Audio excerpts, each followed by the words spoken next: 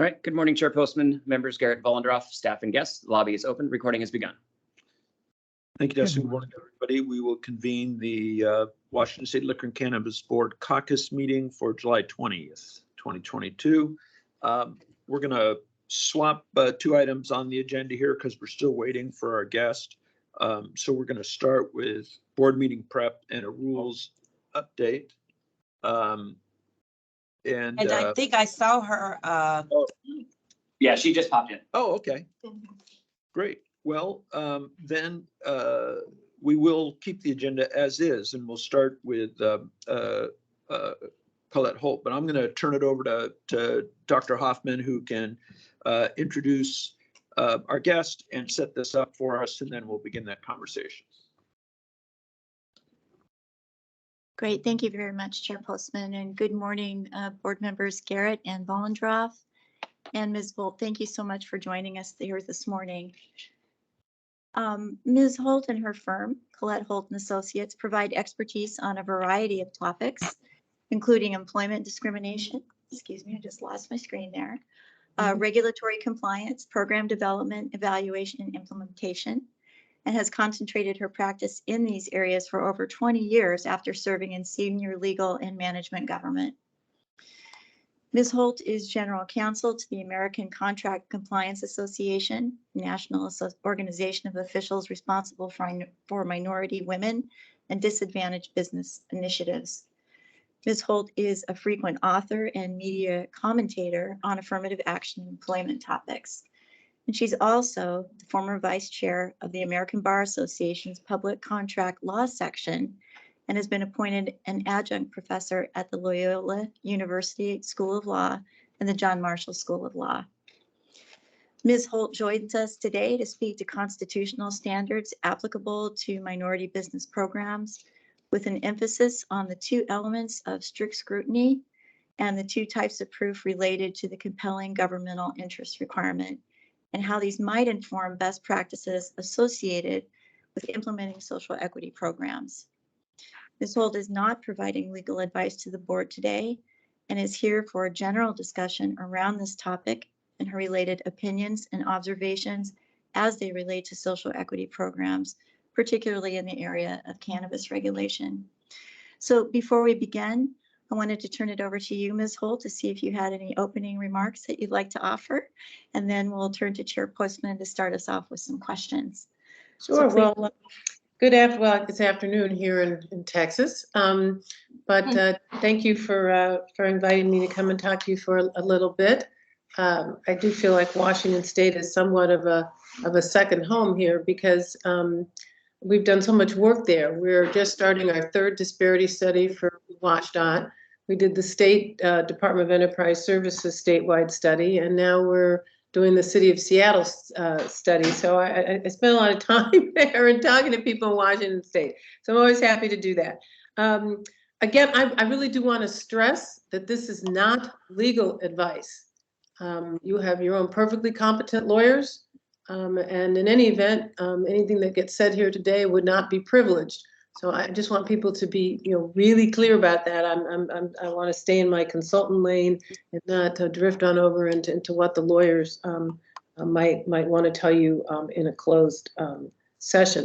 So I'm happy to answer, any questions about it. I can say I've been approached by a couple other states about this whole cannabis issue. I can tell you that I think that nobody has a good answer to what I think we would all like to see, which is that communities that were so devastated by the so-called war on drugs share in at least some of the benefits and the upsides of marijuana deregulation. I mean, I'm certainly old enough to have been shown the film Reefer Madness. So, I mean, the whole idea that we could be having this conversation some days just makes me, sort of head spinning. Yeah.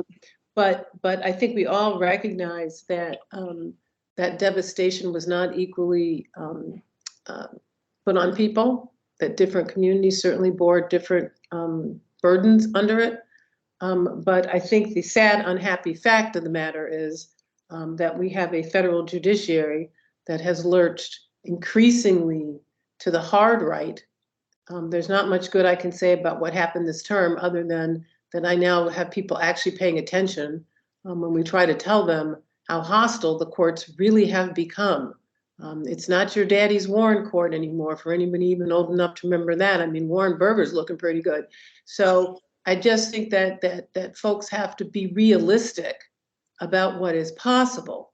And so maybe I could just say a few words about some cases that have come out in the last year or so that are not from the U.S. Supreme Court. You've been following that. There's kind of a direct through line here from Shelby versus Holder, which was the Voting Rights Case Act, through Citizens United, and on and on. I mean, you can really draw a line through all of these cases this term, from the school prayer cases to the gun rights cases to, you name it.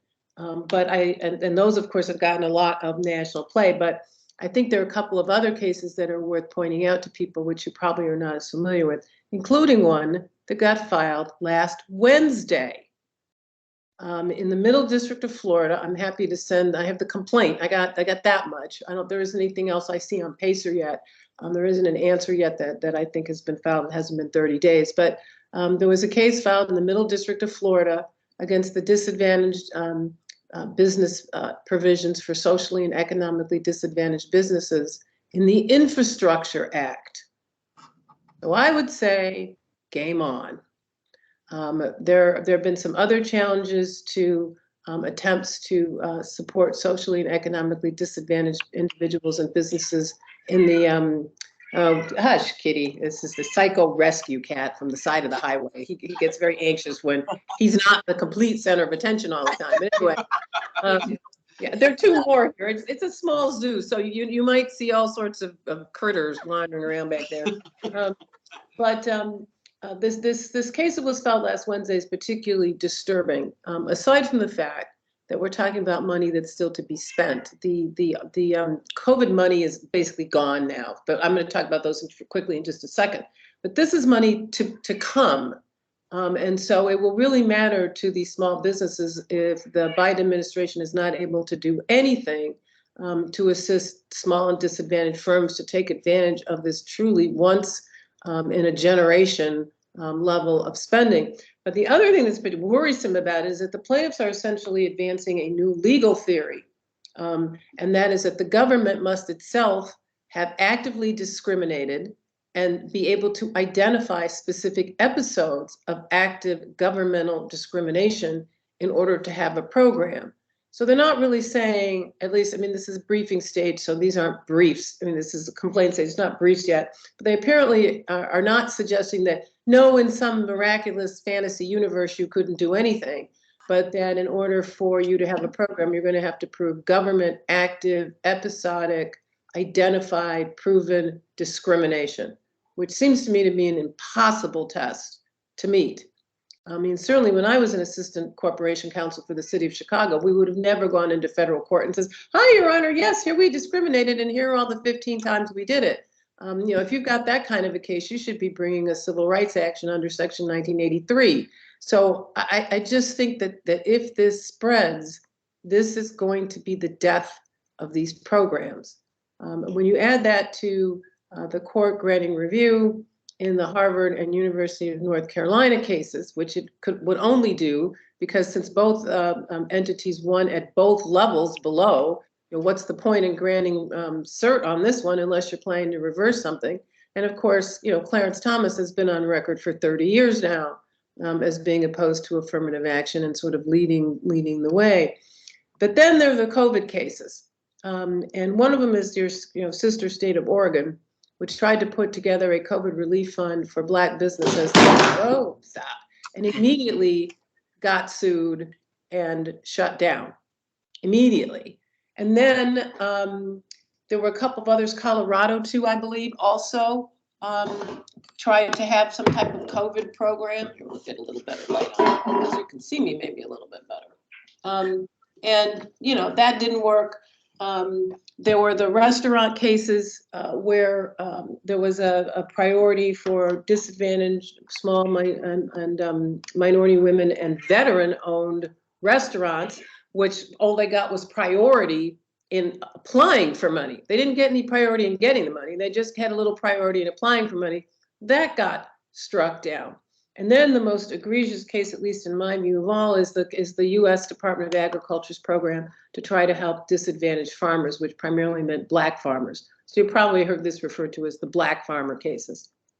17 challenges have been filed to that program, including a class action in Texas that was certified, a class action of white farmers. And for any of you that know how difficult it's become to get a civil rights class action certified in the federal courts, that alone is sort of breathtaking.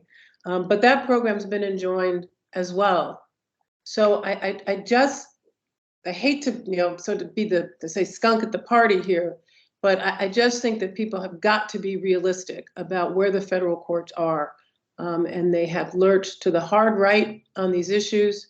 And if these are the standards that we have to meet, intentional identified discrimination by the Cannabis Board, I mean, that's just a test you cannot meet. Because one thing, it won't be true. I mean, there won't be instances of that. But it's just, I think it's really a time for everybody to both sort of, the old biblical phrase, gird your loins for the fights ahead, but also to be realistic about what you can do in the immediate short term. Certainly not suggesting we all throw in the towel, until your grandchildren. But I do think that if you put anything in your program that gives any kind of explicit preference on the basis of race, you're going to be sued, and I suspect you're going to lose. There's so much money now in cannabis that the forces that will array against you will be extraordinarily well funded. They will probably have the federal courts on their side.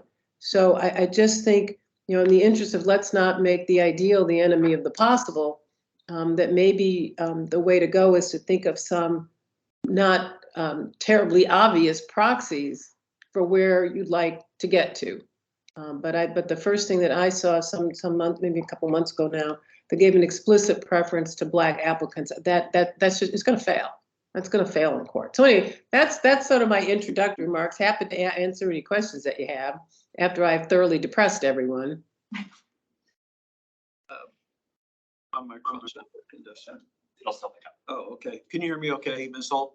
I can now, yes. Yeah, okay, hi. Thanks for joining us, really appreciate it. I want to ask you to go a little bit of history, not that long ago, but when I was in my former job, you came and talked to us in the governor's office when we were dealing with the WASDOT study, and then we worked on the DES piece. So that was prior to the court of horrors that we have today. And still some of these same messages were there. So if we could just imagine, I wish we could, that the court today looks like it did 8 years ago. Mm-hmm. Even then, we would have to be cautious, right? So is like, how good was it, I guess, is what I'm trying to get at. And what if it were 8 years ago? Could we have said these licenses should go to black people? Well, not that explicitly, no. I don't think you could have done that probably since the Croson case, and that's 89. I think a couple things. WASDOT, of course, at least for its federal money, has a semi-safe harbor, although, the seas are getting mighty rocky, under the U.S. Department of Transportation's DBE program, which at least has a very solid congressional record for Congress's ability to establish some type of program that then has to be narrowly tailored to your specific circumstances. So at least on their federal money, they're in a little bit safer position. Certainly up until now, the courts have not adopted this intentional episodic test. And that's one of the reasons it worries me so much. And the Sixth Circuit Court of Appeals in the restaurant case said something kind of along those lines. It said it failed what we think of as traditional strict scrutiny, but then sort of threw in this dicta about intentional discrimination. So the opinion's kind of a mess, but it's a worrisome mess. I think that to the extent that if it were 8 years ago, you would still have to have met the tenets of strict scrutiny as we understood it then, which would be, do you have a strong basis in evidence that there is a discriminatory market for your licenses? Not that Black people were discriminated against by the war on drugs. That's too attenuated for the courts. You'd have had to try to prove that there was some discrimination in the market for your licenses, which strikes me as difficult, which is why, like I told the state of Illinois, same thing. I don't really know how you do a disparity study on cannabis, especially because there's no external market. You are the market. And so I could see a court saying, well, if there's discrimination in the market, it's because you're operating it. I mean, it's not like a construction company which can go out and work for lots of other agencies, you know, or do private work or whatever. There is no market for cannabis but yours. So that strikes me as sort of the first problem. And the second problem you would have had to overcome was whether or not there isn't some more or less racially burdened way to get where you want to get to. And did you make any efforts to do that? Well, perhaps you have.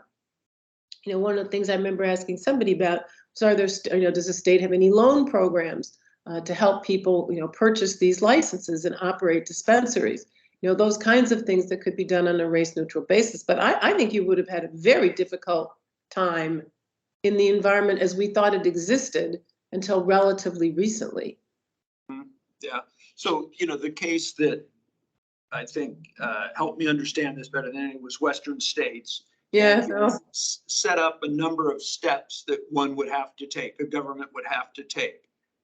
So even then, you couldn't start with race, but you could, you know, try, you know, you have to have a disparity study, you try a race neutral, and then maybe, right, you could get to that point. But we didn't start there, even with WSDOT. Am I remembering that right? Well, yes and no. I mean, you know, again, on the federal side, you know, you do have a congressional record that you can rely on for your strong basis in evidence. But then the disparity study was designed to narrowly tailor the program, so you got to skip the first prong. You may recall in the WSDOT study that we also looked at the state-funded contracts that did not have goals, and there we found actually quite large disparities. So we're in pretty good evidentiary ground, I think, on WSDOT.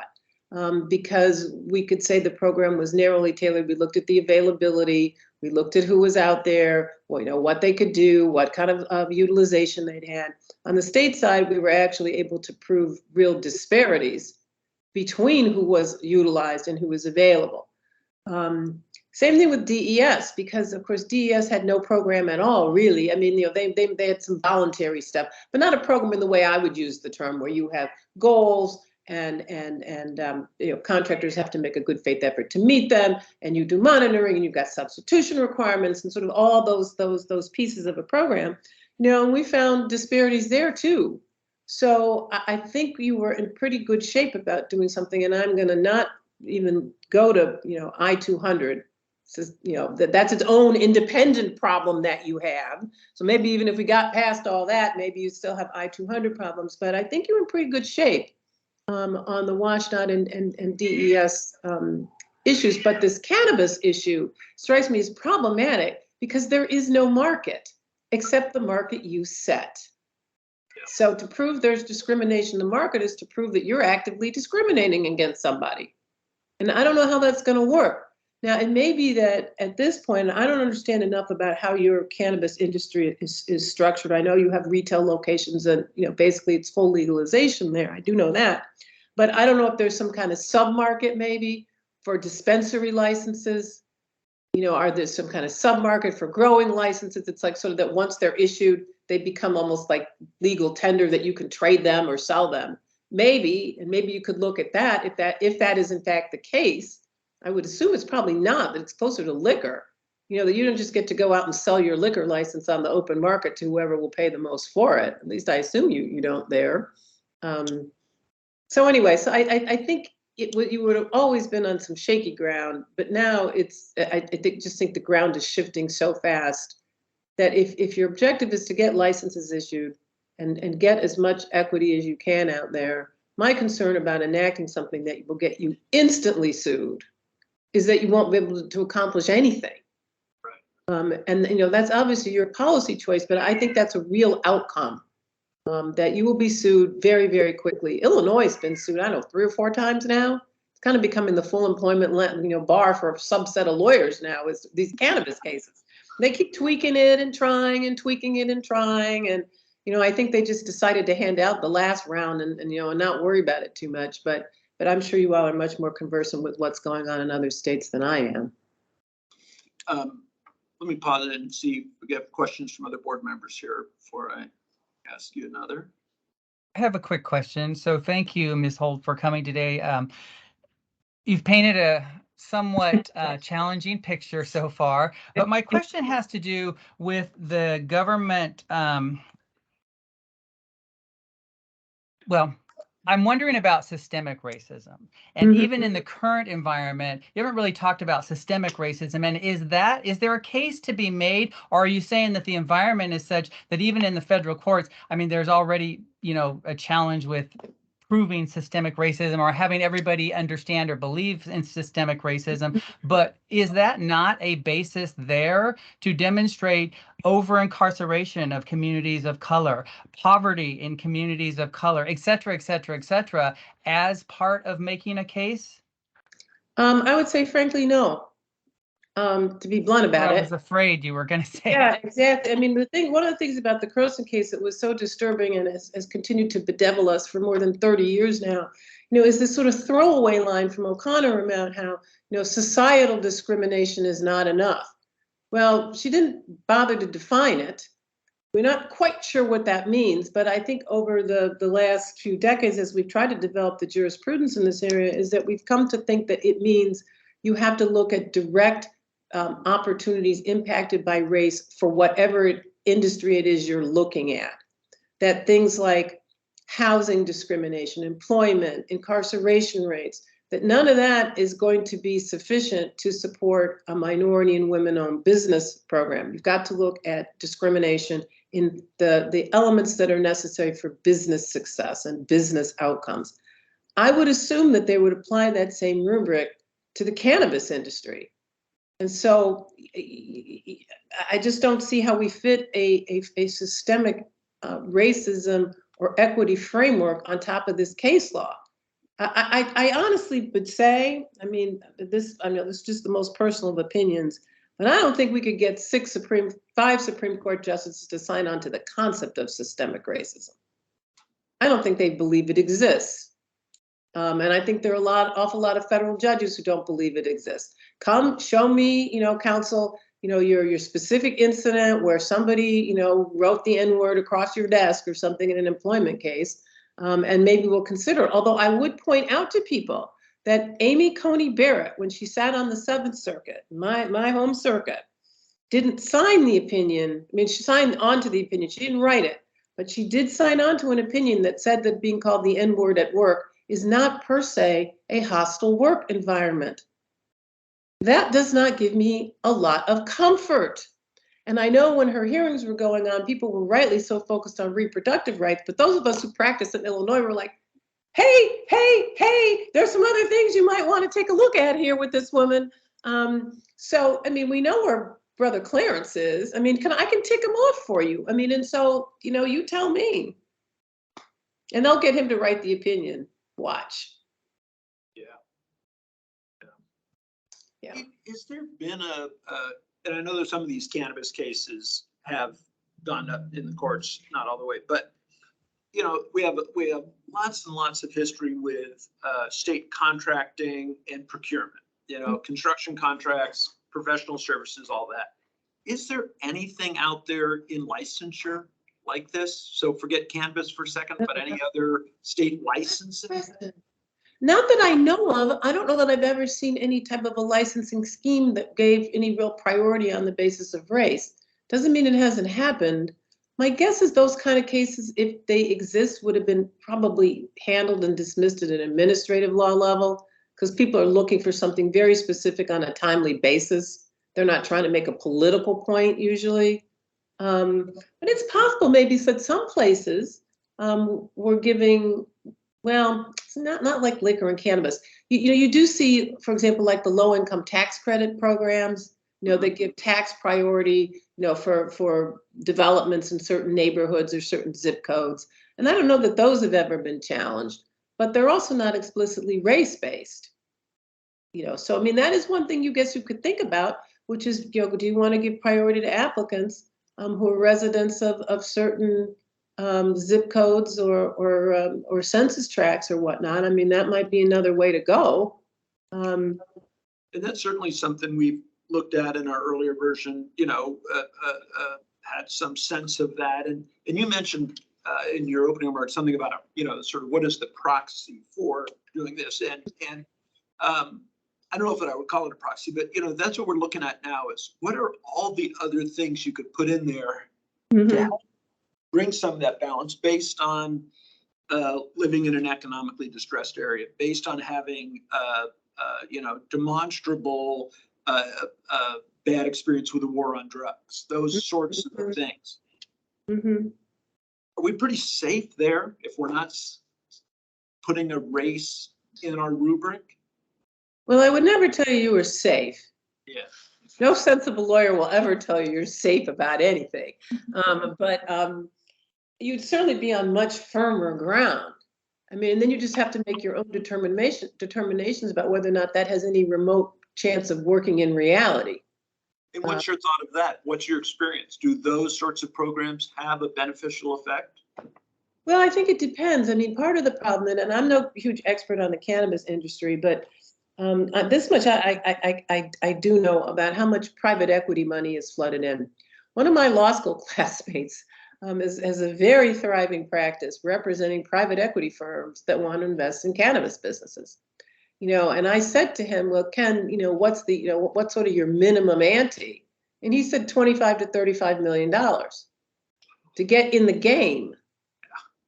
So, I question whether or not there's going to be any real market or ability to bring people who are socioeconomically disadvantaged, I mean, seriously so, into a game where, and I'm not a card player, but, if you got to come to the table with a whole bunch of chips in order to play, I just don't know.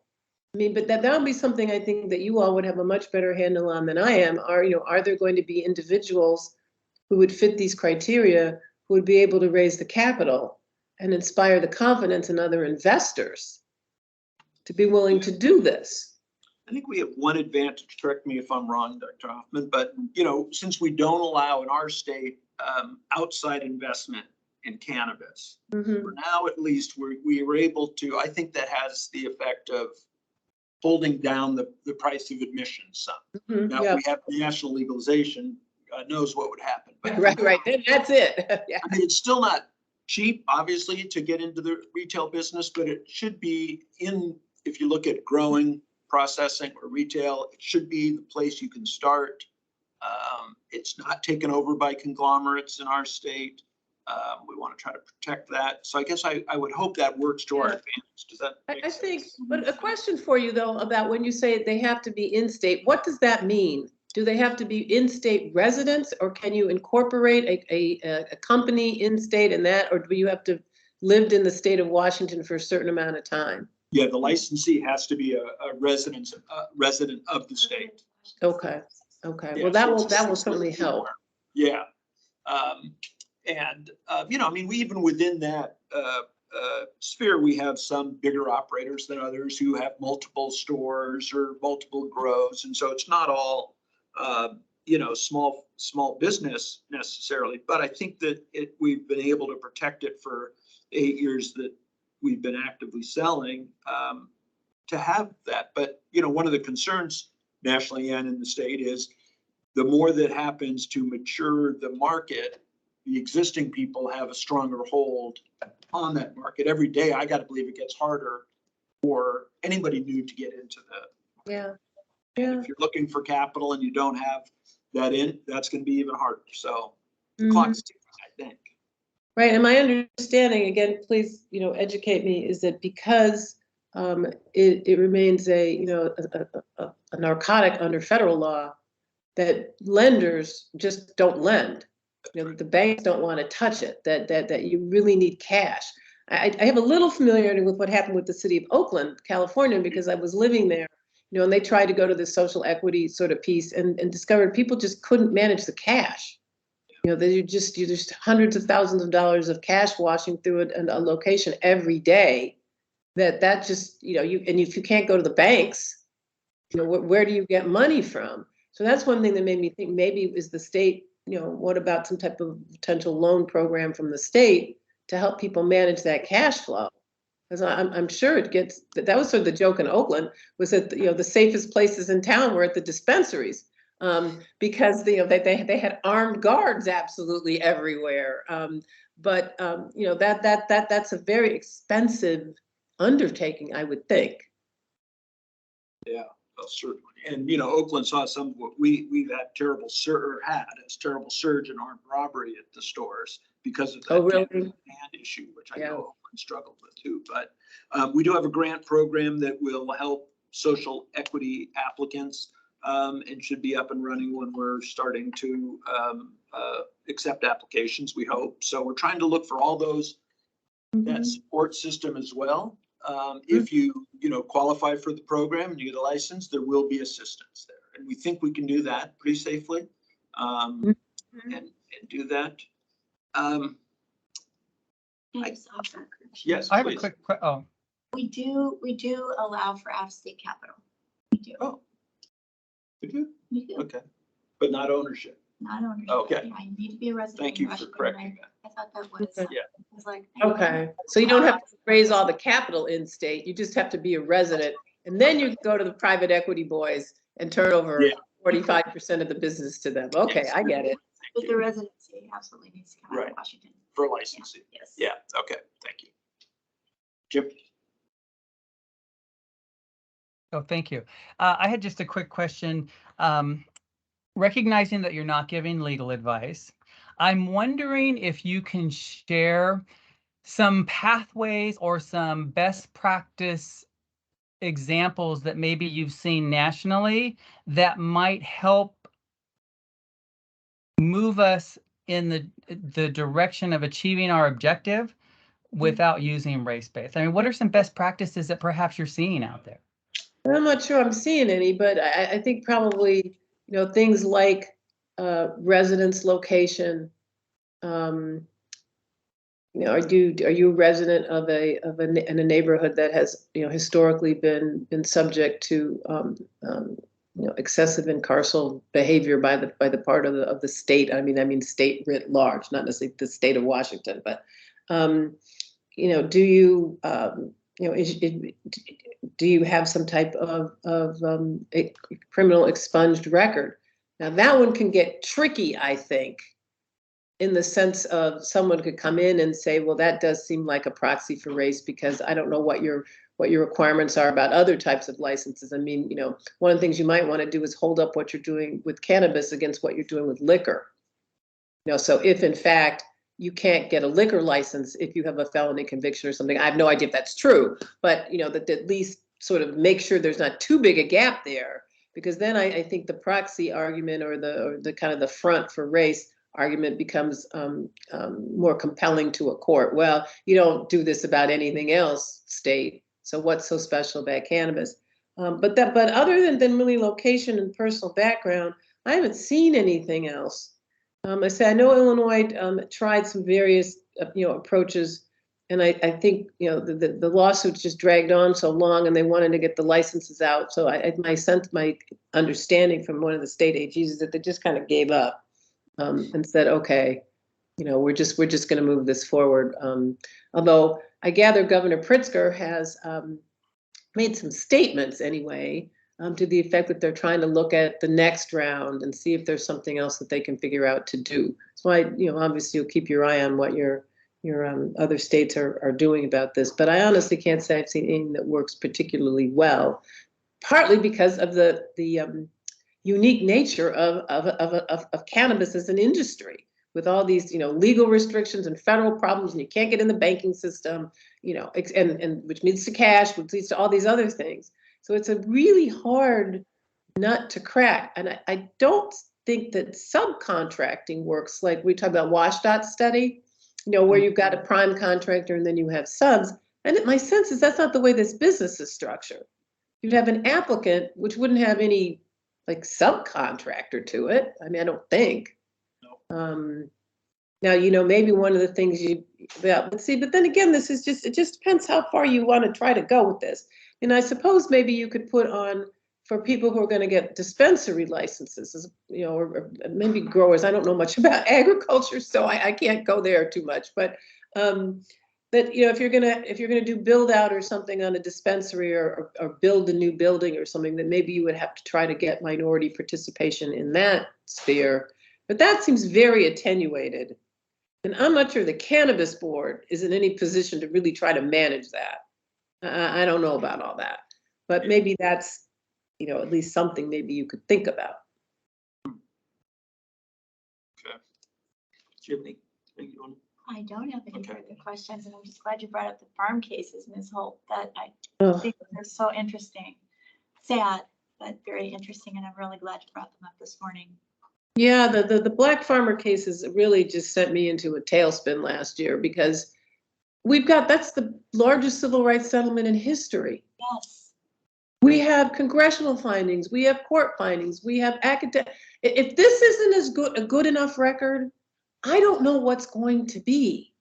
Right. And this disingenuous, you know, statement out of the judge here in Texas, you know, that, well, the government hasn't tried race neutral alternatives. And, you know, and I wanted to sort of scream at my screen. I don't know, in 300 years, we're, you know, good enough. I mean, farmers we're talking about. Okay, in Texas, no less, right? I mean, it's just really, really, so it's all just, it's not good, not good. No, it's yeah. There's a lot of discouraging trends in this field for sure. And Everybody don't give up long-term hope, but the short-term looking really funky. yeah. Well, it's as long as judges get to serve on the Supreme Court at least. So Well, I mean, the lower federal courts worry me just as much. I mean, he got 3 Supreme Court justices, but he appointed 272 judges. Well, you can do that arithmetic. So where'd the rest of them go? They went to the circuit courts and they went to the trial courts, you know, where your record gets established. And they seated them with very young people. There was some woman they put in Texas who was like 38, had never tried a case, you know, basically done nothing but work for the Federalist Society, clerk for Scalia, you know, I mean, and she's 38 years old. Well, I clerked for a federal court of appeals judge and he lived to be 95 and he died on a Monday and was set to hear cases that Friday. So they live forever. Because it's a really great gig, right? I mean, I don't know. Best job I ever had was being a law clerk. It's a sad thing to be 25 and know it's downhill from here. But you know, they live forever. And I have to give, you know, respect where it's due. They found very young people to appoint. I mean, Barrett's what, barely 50? To easily be there for 35 more years. Easily.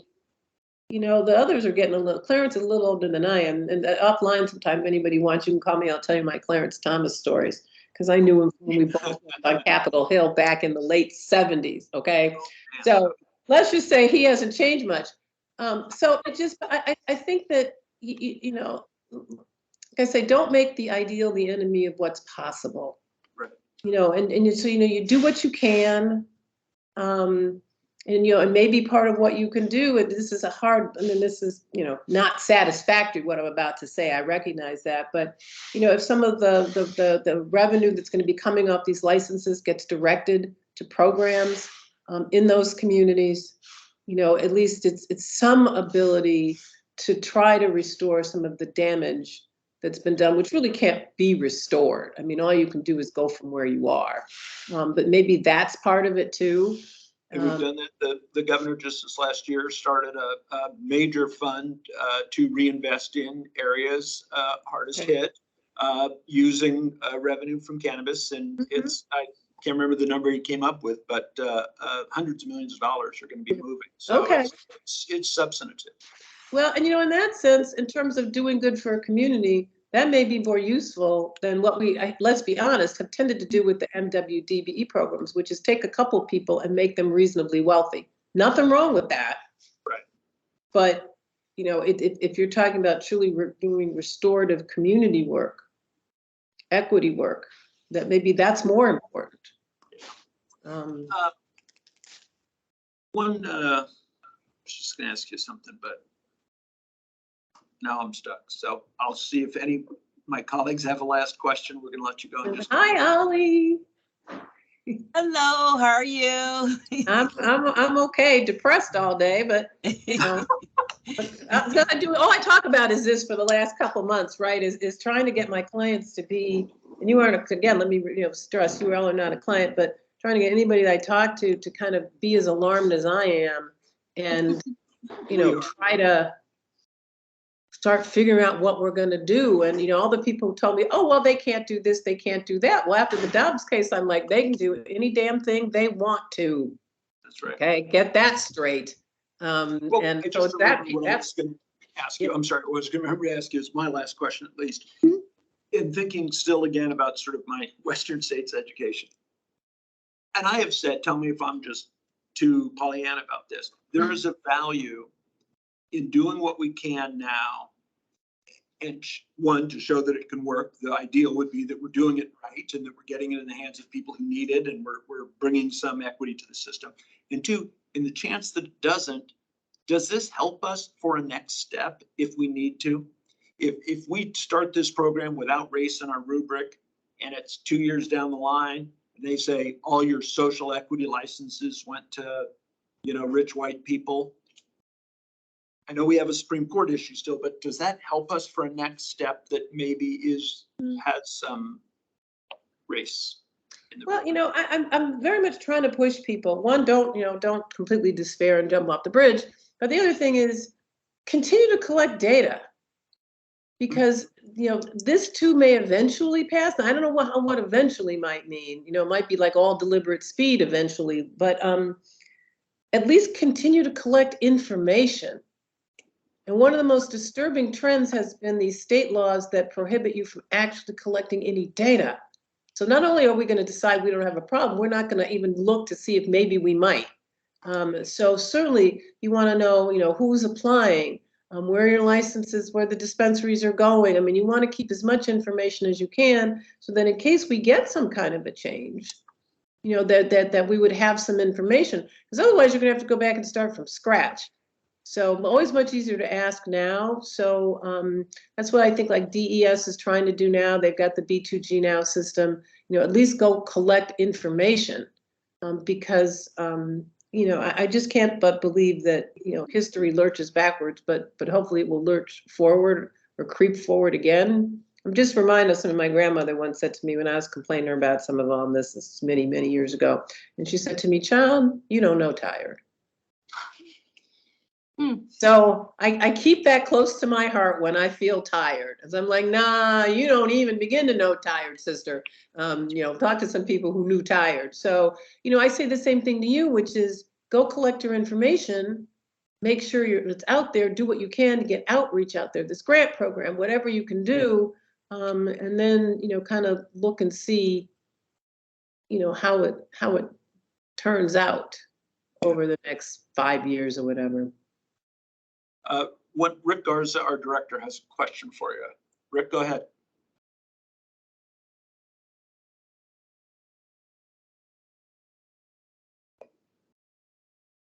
You're gonna. There he is. The phone number with the hand raised, is that him? I don't think so. Rick, are you on the phone? Is that your phone number there? 791 260. You got your hand up, Rick? Is that you? Okay, well, Can't see him here. Rick's saying yes. He's saying that's He's a him. 791. That is 791. If Okay. it's I can't see from here, but if it's a 791, it's probably. Yeah.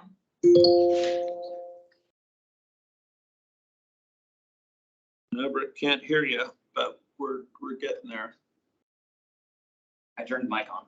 Your mic should be on, Rick. Do you want to try now?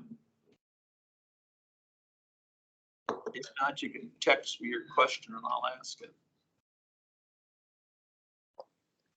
Yeah, Yes, take his phone off mute. I think your phone must be muted, Rick.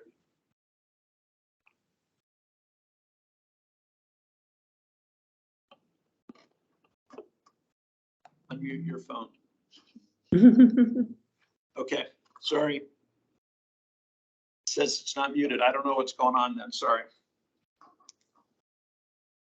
We're gonna have to wrap up. We've used Ms. Holt's time here. Well, that's Thank all right. You can certainly send me a question or someone. He's welcome to give me a call. You have my contact information. I'm Okay. happy to talk to him or Great. anyone else, you know, kind of at your convenience, because I do have a hard stop in a minute. But Yeah. you know, I applaud you folks for what you're trying to do. I just wish that we had more tools to achieve where I know we'd all like to go, but you know, eventually reality wins, and the reality is we have federal court system that has, I say this from my personal opinion only. Let me be really, really clear, because you're recording this. Is nothing to anybody that the state of Washington is saying. So let me be clear. But to me, is imposing a white Christian nationalist patriarchal ideology on this country. That is what we're seeing, and it goes from, you know, all these different cases. And I just think it's just really, really something we've just got to address and fight as best as we can. But you know, come join us in Texas. Well, we need help here, right? Yeah. I voted in Oakland. It didn't matter. I mean, everybody, you know, was all the same. But come down here. We need help. So we come stay with us. Come ring doorbells with us, and you know, we got to do what we can around here, because Texas is actually majority Democrat by head count, but not by people who are allowed to vote.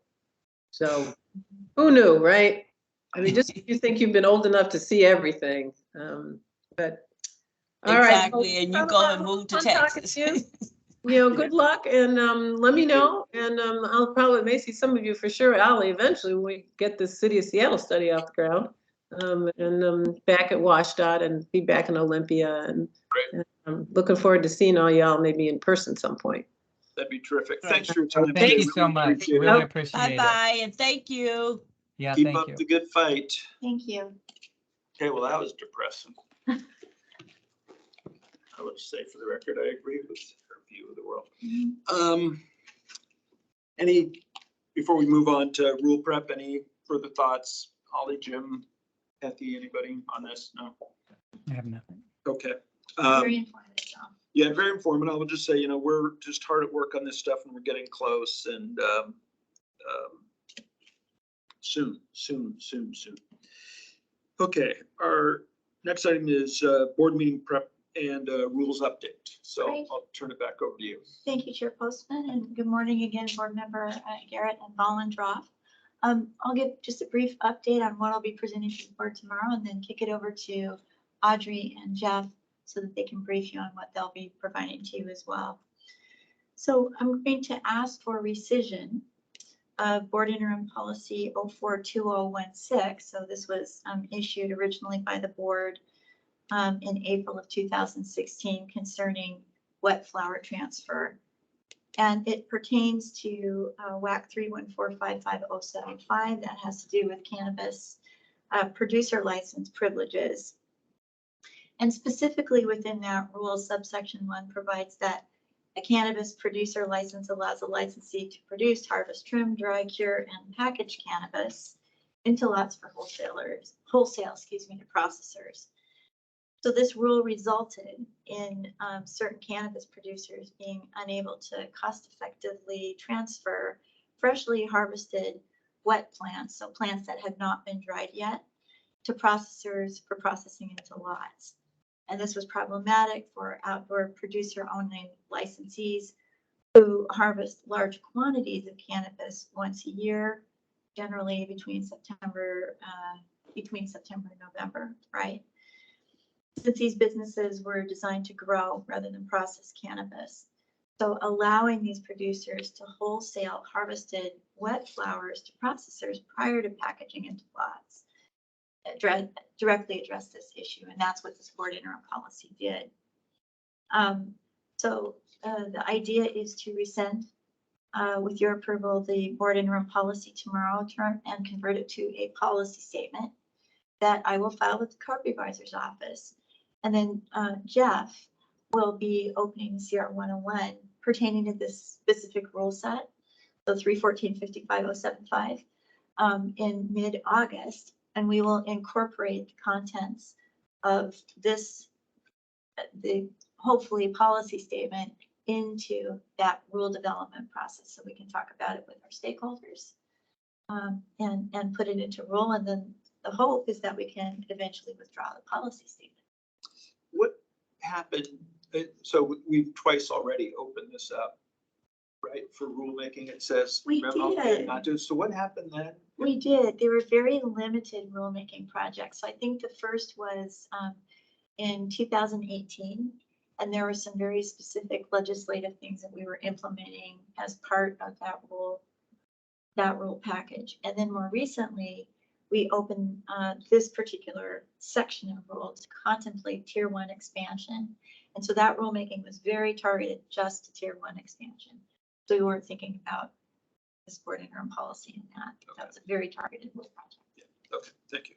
Yes. Any other questions on Vet Drive? Okay. Okay. So thank you. And I will hand the floor over to Audrey. Thanks, Kathy, and good morning, Chair Postman, board members Garrett and Volendroff. Good morning. Tomorrow, I'll be requesting the board approve a CR 102 and proposed rules to implement 2022 legislation, Senate Bill 5940. So some brief background. Senate Bill 5940 created a new endorsement allowing breweries, wineries, and distilleries to provide certain contract packaging services, such as canning, bottling, bagging, mixing, that sort of thing. And proposed rules are needed to implement the bill, align agency rules with the new law, and inform licensees about the availability of the endorsement, how to apply, and its requirements. So to develop the proposed rules, we held a series of project team meetings with LCB staff from licensing, enforcement, and education in the finance division. And a set of conceptual draft rules was shared publicly through Gov Delivery with a 2-week response window in June. In response, the agency received 5 public comments that are included in attachment B to the CR 102 memo. And 1 response we received was outside the scope, 3 were in support of the rulemaking, and another response was generally against the idea of more regulations. We considered those comments as we looked at the rule proposal and ultimately decided not to make any changes from the conceptual draft rules. So in summary, the proposed rule before you creates 3 new rule sections and amends 1 existing rule section, and the 3 new rule sections are nearly identical, except each of those sections is being placed in a different chapter, 1 for breweries, 1 for wineries, and 1 for distilleries. And the proposed new rule section, the WAC that's being amended, WAC through and 411.065, is to align our existing rule with the bill by allowing licensees with this new endorsement to keep other types of liquor on their premises. So for example, a brewery that is contracting with a winery could now keep wine on their premises or vice versa. So in terms of timeline, if the board approves the CR 102 tomorrow, I'll file it with the code revisor and the formal public comment period will open. The public hearing will be scheduled for August 31st, and after that comment period ends, if there's no substantive changes that need to be made, the earliest that the board could consider adopting the final rules would be September 14th, which would place the effective date as October 15th. So that concludes my presentation. I'm happy to answer any questions. I don't think we have any. Thank you. We will see you tomorrow for that. Thank you. All right. And then Jeff, if the floor is yours now, please. Okay, hey, thank you, Kathy. Good morning, Chair Postman and board members Garrett and Volendroff. At tomorrow's board meeting, I will present the agency response to a rule petition received by the LCB on May 24th. The petitioner was requesting a new rule or an amendment to existing LCB rules that would allow curbside and walk-up window sales at retail cannabis stores on a permanent basis. For a brief background, in March of 2021, the LCB created temporary allowances for curbside and walk-up cannabis sales in response to the COVID-19 pandemic. These allowances were in response to the